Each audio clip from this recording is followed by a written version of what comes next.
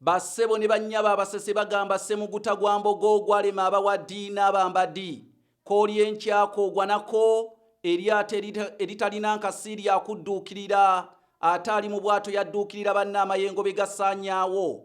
Bassebo ne bannyabo nzize nange ntebateba ng'omuliwo omukyalo ayegaayegana n'omufundeero gwe ng'ayita mu kiyamba mu mizi.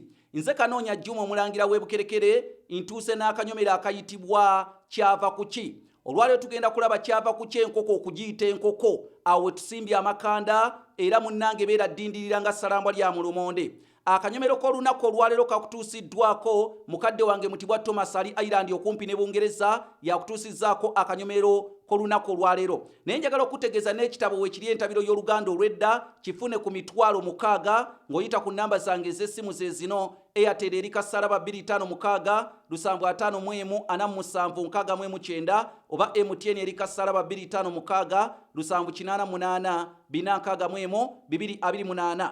Kyava kuki enkoko okugiyita enkoko. Bassebo ne bannyabo kambajje eriggwa mu Ssenvule.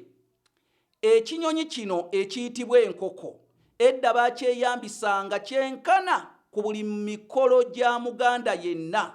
Ku buli mukolo gwa Muganda bakyeyambisanga. Omujjwa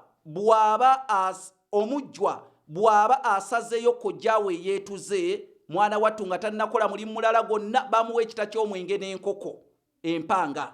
Bwe babeera mwana wattu basima omusingi gw'ennyumba basaliramu enkoko empanga okugoba ebisiraani.